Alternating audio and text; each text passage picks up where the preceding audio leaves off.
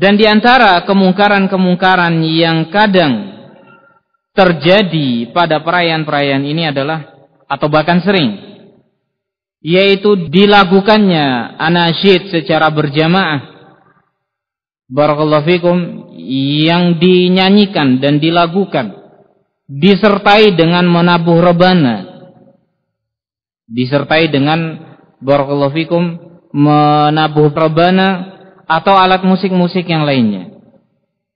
Banyak sekali nasyid-nasyid yang intinya adalah pujian terhadap Nabi Muhammad SAW, dan sangat banyak sekali pada pujian-pujian tersebut terkandung sikap al-ghulu terhadap Nabi Muhammad SAW. Wa ghairu dzalika min amalil adhkar as-sufiyyah al-mubtada'ah. Dan selain itu juga dari amalan-amalan zikir orang-orang sufi, yang mana amalan-amalan zikir ini merupakan amalan-amalan bid'ah. Banyak sekali. Di antaranya adalah as-salatun nariyah. Apa itu as-salatun nariyah yang sempat kita singgung, dan ini sering dibaca, dan bahkan di beberapa tempat diwajibkan. Barakallahu fikum, di beberapa tempat diwajibkan untuk dibaca di awal-awal pertemuan untuk membaca salatun nariyah. Nah, kenapa demikian? Karena mereka meyakini bahwa orang yang membaca salawat nariyah ini, dia akan selalu mendapatkan kemudahan. Jalan keluar selalu di depannya, urusannya terlaksana dan dimudahkan. Dan banyak sekali keyakinan-keyakinan yang batil tentang salawat nariyah. Yang mana ikhwani fiddin, kalau seandainya kita membaca, mengetahui nasnya dari salawat nariyah, maka kita akan melihat bahwasanya kesyirikan secara zahir terjadi pada salawat nariyah tersebut. Lafadznya adalah Allahumma salli salatan kamilatan wa sallim salaman taman ala sayyidina Muhammad. Sampai di sini masih bagus maknanya. Ya Allah, berikanlah salawat dengan salawat yang sempurna, dan taslim, salam dengan salam yang sempurna terhadap junjungan kami Muhammad sallallahu alaihi wasallam. Permasalahannya adalah barakallahu fikum, kalimat setelahnya alladzi tanhallu bihil 'uqad wa tanfariju bihil qarab wa tuqda bihil hawaij wa tunalu bihi ar-raghaib, yang mana dengannya kalimat bihi, yang mana dengannya, yakni bihi domir ha ini kembali kepada lafaz Muhammad. Yang mana dengannya akan terputus semua ikatan-ikatan, akan lepas semua belenggu-belenggu. Wa tanfariju bihil qarab, dan kesulitan akan mendapatkan jalan keluar dengannya. Wa tuqda bihil hawaij, dan segala kebutuhan terlaksana dengannya. Wa tunalu bihir raghaib, dan setiap harapan didapatkan dengannya. Dengan siapa di sini yang dimaksud? Dengan Nabi Muhammad sallallahu alaihi wasallam. Mereka bertawassul bil amwat kepada Nabi Muhammad sallallahu alaihi wasallam. Walaupun beliau adalah seorang nabi, walaupun beliau adalah seorang rasul yang dimuliakan, akan tetapi kita dilarang dan tidak diperbolehkan untuk bertawassul kepada beliau setelah beliau meninggal. Adapun ketika beliau masih hidup, maka tidak mengapa seseorang datang kepada Nabi Muhammad dan meminta kepada Nabi Muhammad agar beliau berdoa kepada Allah supaya urusannya terlaksana atau kebutuhannya terpenuhi, maka itu tidak mengapa dan dilakukan oleh para sahabat ridwanullah alaihim ajma'in. Akan tetapi setelah beliau meninggal, maka tidak ada seorang pun dari sahabat bertawassul kepada Nabi Muhammad sallallahu alaihi wasallam. Bahkan ketika masa pacaklik terjadi pada zaman Umar bin Khattab, beliau tidak bertawassul kepada Nabi Muhammad. Beliau meminta kepada paman beliau Al-Abbas bin Abdul Muttalib agar berdoa kepada Allah Subhanahu wa taala. Supaya Allah Subhanahu wa taala menurunkan hujan. Inna kunna natawassalu bi nabiyyika. Dahulu kami bertawassul kepada nabimu, akan tetapi kami sekarang bertawassul kepada paman nabimu, yaitu Abbas bin Abdul Muttalib. Dan Abbas pun memunajatkan doa kepada Allah Subhanahu wa taala agar kemudahan datang kepada kaum muslimin. Inilah yang dilakukan oleh para sahabat ridwanullah alaihim ajmain. Dikatakan oleh Syekh Muhammad bin Jamil Zainu di dalam kitabnya Al-Firqatun Najiyah, inna aqidat at-tauhid allati da'a ilaiha al-Qur'anul Karim wa 'allamana iyyaha Rasulullah sallallahu alaihi wasallam tahtamu ala kulli muslimin an ya'taqida anna Allah wahdahu huwa alladhi yuhillul 'uqad.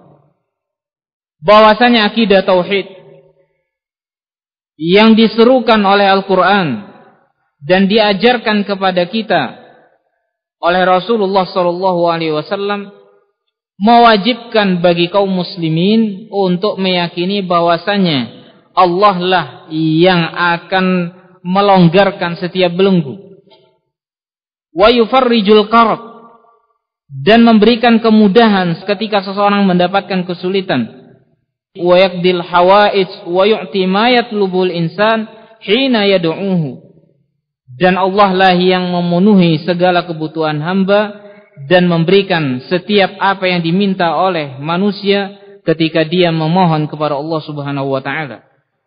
Wala yajuzu li muslimin an yad'a ghairallahi li tafriji hammihi aw shifai maradihi. Tidak diperbolehkan bagi setiap muslim untuk berdoa kepada selain Allah agar mereka mendapatkan kemudahan atau disembuhkan penyakitnya.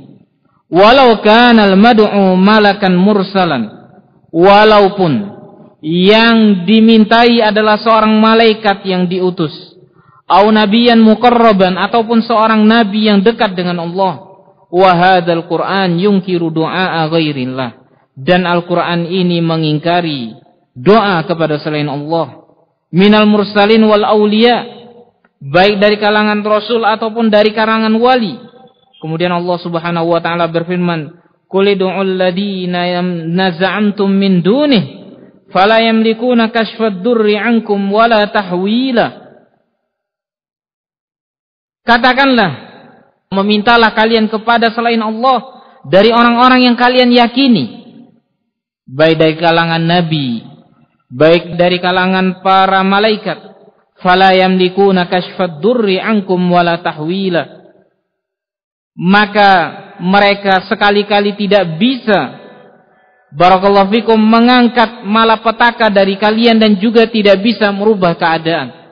Tidak bisa sama sekali. Ulaikal ladina yad'una yabtaguna ila rabbihimul wasilata ayyuhum aqrab wa yarjuna rahmatahu wa yakhafuna 'adzabah inna 'adzaba rabbika kana mahdzura. Padahal orang-orang yang mereka ibadahi tadi dari kalangan nabi, dari kalangan wali, ataupun dari kalangan malaikat, mereka adalah orang-orang yang selalu berusaha untuk mendekatkan diri kepada Allah Subhanahu wa taala dengan beramal ayyuhum aqrab, sedekat-dekatnya, wa yarjuna rahmatahu, dan mereka berharap akan kasih sayang dari Allah dan mereka takut akan azab darinya. Inna adzaba rabbika kana mahdzura. Naam, barakallahu fikum. Qala al-mufassirun, kata Syekh, nazalat fi jama'atin kanu yad'una al-masih awil malaika awis salihin minal jin. Ayat ini turun tentang sekelompok orang yang mana mereka beribadah kepada Isa bin Maryam, kepada para malaikat atau orang-orang soleh dari bangsa jin. Nah, perhatikan ayat ini, ikhwani fiddin. Ternyata yang mereka ibadahi, barakallahu fikum, adalah orang-orang baik. Yang mana mereka bertawassul kepadanya adalah orang-orang baik dari kalangan nabi, dari kalangan malaikat, dan juga dari kalangan as-salihin, para aulia, para wali. Bukan orang-orang jahat, bukan Tuhan-Tuhannya orang-orang kufar atau dewa-dewanya orang kufar, akan tetapi kepada para nabi, orang-orang baik. Sehingga dari sini terbantahlah syubhat kalau hal ini dilakukan kepada orang-orang baik, kepada nabi, kepada malaikat, itu tidak mengapa. Nah, di dalam Al-Quran ditegaskan bahwa hal itu sama saja.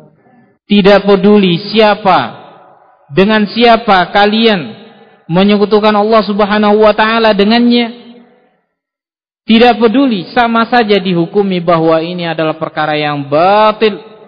Barakallahu fikum.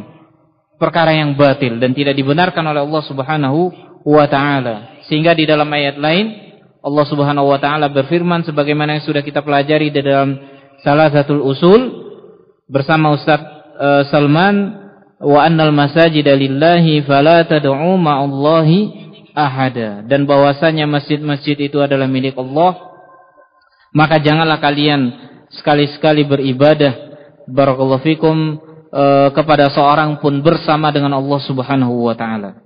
Kalian beribadah kepada Allah, tapi di samping atau di sisi lain kalian juga beribadah kepada selain Allah Subhanahu wa ta'ala. Nah, barakallahu fikum. Kemudian dikatakan oleh Syekh sebagai bantahan dari tentang salawat nariyah ini, kaifa yardar Rasul sallallahu alaihi wasallam bi an yuqalu anhu yuhillul 'uqad. Bagaimana mungkin Rasul itu ridho bahwasanya dengan beliaulah semua belenggu akan dilonggarkan, wa yufarrijul qarab, dan mendapatkan kemudahan dari segala kesusahan, wal Qur'an ya'muruhu wa yaqulu lahu, padahal Al-Qur'an memerintahkan kepadanya, barakallahu fikum, dan mengatakan kepada Nabi Muhammad, qul la amliku li nafsi naf'an wala dharran illa ma syaa Allah. Katakanlah wahai Muhammad, saya tidak memiliki kuasa terhadap diriku terkait dengan manfaat atau mudarat yang datang kepadaku, illa ma syaa Allah, kecuali atas kehendak Allah. Nah, kecuali atas kehendak Allah. Nah, terhadap diri beliau sendiri beliau tidak memiliki kuasa, apalagi terhadap orang lain.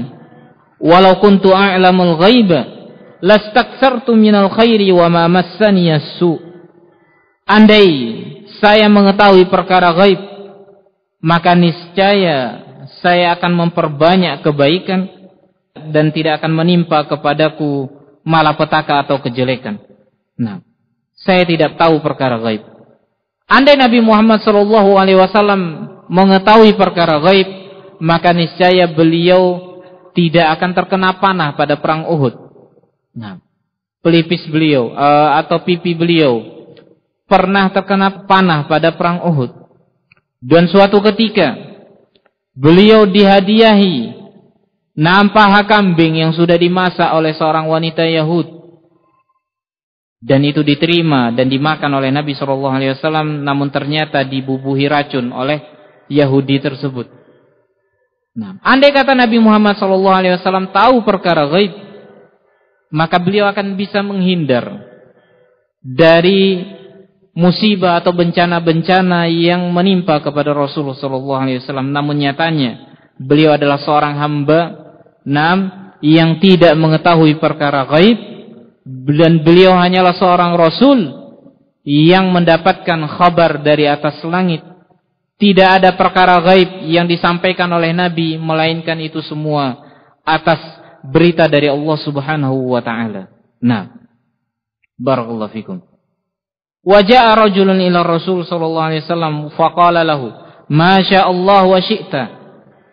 Datang seseorang kepada beliau dan mengatakan kepada beliau masya Allah wa syi'ta. 6. Sesuai dengan kehendak Allah dan kehendakmu. 6. Menggunakan waw. Kalimat waw. Maknanya beda dengan summa. Faqala aja'altani lillahi niddan, apakah engkau ingin menjadikan saya tandingan bagi Allah? Engkau ingin menjadikan saya sebagai tandingan bagi Allah? Katakanlah qul masyaallah wahdahu, atas kehendak Allah satu-satunya. Nah, saya tidak bersyirikat dengan kehendak Allah sama sekali. Nah, tidak bersyirikat dengan Allah Azza wa Jalla. Walau hadafna kalimata bihi wa wada'na badalan anha kalimata biha lakana ma'na as-sighah sahih bidunil adadis sabiq wa takunu kal ati. Kalau seandainya kita menghapus kalimat bihi, karena lafadznya alladzi tanhallu bihi, domir ha kembali kepada siapa? Nabi Muhammad sallallahu alaihi wasallam, domir muzakkar. Nah, domir muzakkar. Kalau seandainya kita hapus lafadz bihi ini dan kita ganti dengan kalimat biha, lakana makna sighah sahih, maka niscaya makna kalimat ini benar. Naam, barakallahu fikum, tanpa adanya kalimat-kalimat berikutnya seperti naam, Allahumma shalli salatan kamilatan wa sallim salaman taman ala Muhammad allati tuhillu bihal uqad. Nah, yang mana dengannya, yakni dengan salawat kepada Nabi, yakni dia bertawasul dengan amalun soleh, dia bertawasul dengan amal soleh. Dan sudah kita pelajari tawasul dengan amal soleh termasuk di antara hal yang diperbolehkan dan bahkan dianjurkan. Nah, sebagaimana yang terjadi pada 3 orang yang terjebak di dalam sebuah gua, kemudian menggelinding batu dari atas bukit tersebut sehingga menutup pintu gua tersebut, dan akibatnya mereka tidak bisa keluar. Nah, kemudian ada salah satu dari mereka menganjurkan untuk berdoa kepada Allah dan sambil menyebutkan amal soleh yang pernah mereka perbuat. Nah, kemudian satu persatu mereka berdoa dengan menyebut amal soleh yang pernah mereka perbuat, sampai pada akhirnya batu tersebut bergeser. Setiap satu orang berdoa kemudian bergeser sampai mereka bisa keluar dari gua tersebut. Nah, menunjukkan bahwa bertawasul dengan amal soleh itu diperbolehkan. Nah, sehingga oleh karena itu kalau seandainya diganti dengan biha, domirnya mu'annas atau mudzakkar, biha mu'annas, iya. Jadi ha yang dimaksud di sini adalah solawatnya. Nah, perbuatan solawat kepada Nabi. Salawat kepada Nabi termasuk ibadah yang besar. Kita dianjurkan untuk bersalawat. Kita ahlus sunnah wal jamaah bukan orang yang anti terhadap salawat Nabi. Nah, ini adalah fitnah. Dan kita meyakini firman Allah Subhanahu wa taala, "Innallaha wa malaikatahu yusholluna 'alan nabi, ya ayyuhalladzina amanu shallu 'alaihi wa sallimu taslima," di dalam surat Al-Ahzab. Sesungguhnya Allah dan para malaikatnya berselawat untuk Nabi. Nah, wahai orang-orang yang beriman, shallu 'alaihi, berselawatlah untuknya dan ucapkanlah salam untuk Nabi Muhammad sallallahu alaihi wasallam. Kita meyakini ayat ini. Dan juga kita meyakini anjuran-anjuran di dalam hadits yang lain, bahwasanya setiap orang yang bersalawat kepada Nabi, maka Allah Subhanahu wa taala bersalawat untuknya sebanyak 10 kali. Nah, sebagaimana yang sudah kita pelajari. Akan tetapi kita tidak ingin bahwa amalan salawat tersebut dicampuri dengan perbuatan-perbuatan yang salah. Seperti halnya salawat nariyah. Apalagi dilakukan dengan tata cara tertentu. Barang siapa yang membaca salawat nariyah sebanyak 4.444 kali. Nah, dari mana dia mendapatkan jumlah seperti ini? Ada anjuran seperti ini. Barang siapa yang membaca salawat nariyah sebanyak 4.444, semuanya 4. Nah, barakallahu fikum, dengan niat barakallahu fikum bahwa dengan salawat ini dia akan mendapatkan kemudahan-kemudahan dari Allah Azza wa Jalla. Nah, dari mana anjuran seperti ini? Inilah yang diingkari oleh Ahlussunnah. Ditambah lagi di dalam lafaz salawat tersebut mengandung unsur kesyirikan, yaitu bertawassul kepada Nabi Muhammad sallallahu alaihi wasallam. Di antara mereka, mereka berdalilkan dengan ayat walau annahum idzalamu anfusahum ja'uka fastaghfirullaha wastaghfara lahumur rasul. Dan ketika mereka melakukan dosa, menzalimi diri mereka dengan perbuatan dosa, andai kata bahwasanya mereka itu menzalimi diri mereka dengan melakukan perbuatan dosa, ja'uka, mereka datang kepadamu. Nah, datang mengadu, minta nasihat kepada Nabi, minta arahan. Fastaghfirullaha wastaghfara lahumur rasul. Mereka barakallahu fikum memohon ampun kepada Allah, dan juga Rasul memohon ampun kepada Allah untuk mereka. Yakni ketika mereka melakukan dosa, mereka datang kepada Nabi Muhammad. Kemudian setelah itu mereka meminta ampun kepada Allah, dan Nabi Muhammad pun meminta ampun kepada Allah untuk mereka. Wastaghfara lahumur rasul lawajadullaha tawwabar rahima. Maka niscaya mereka akan mendapati Allah Subhanahu wa taala Maha penerima taubat dan Maha pemberi kasih sayang. Barakallahu fikum. Mereka berdalilkan dengan ayat ini. Ini dianjurkan untuk datang kepada Nabi. Untuk datang kepada Nabi. Ketika kita melakukan dosa, dianjurkan untuk datang kepada Nabi, dan di situ kita meminta ampun kepada Allah, dan Nabi pun meminta ampun barakallahu fikum kepada Allah untuk mereka. Sehingga di sini ada anjuran. Dan itu berlaku kata mereka setelah Nabi Muhammad meninggal, dan bahkan lebih luas lagi pemahaman mereka bahwa dikiaskan kepada para wali-wali yang lain.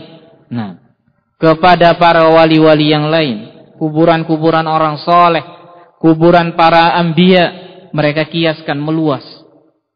Sehingga mereka merekomendasikan perbuatan-perbuatan ziaratul kubur di beberapa tempat, dan di situ mereka bermunajat kepada Allah Subhanahu wa taala dengan sungguh-sungguh. Dan bisa jadi mereka ternyata lebih khusyuk ketika berdoa di sisi kuburan tersebut daripada mereka memohon dan meminta kepada Allah ketika dia berada di masjid.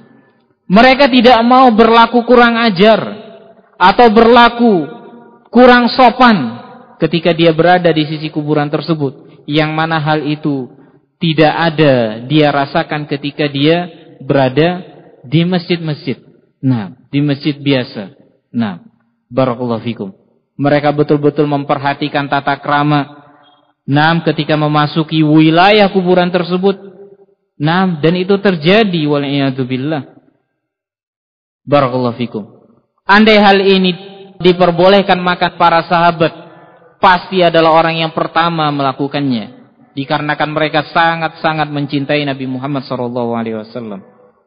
Andai hal itu adalah baik, maka niscaya mereka adalah orang yang paling pertama mendahului kita. Namun ternyata hal ini tidak dibenarkan, dan bahkan Umar bin Khattab lebih suka bertawassul kepada paman beliau yang masih hidup ketika itu daripada Nabi Muhammad SAW yang sudah meninggal. Barakallahu fikum. Kemudian dikatakan oleh Syekh, limadza naqra hadhihi salawatil bid'iyyah min kalamil makhluq wa natruku salatal ibrahimiyah wa hiya min kalamil ma'sum. Lalu ada apa? Kenapa orang-orang lebih bersemangat membaca salawat ini, yang mana ini adalah karangan dari makhluk, dari orang biasa, sementara dia meninggalkan salawat Ibrahimiyah yang kita baca di dalam tasyahud. Ini ada nasnya, ada bacaannya dari Nabi SAW tentang salawat, yaitu salawat al-Ibrahimiyah yang kita baca pada tasyahud di dalam salat. Padahal ini adalah min kalamil ma'sum.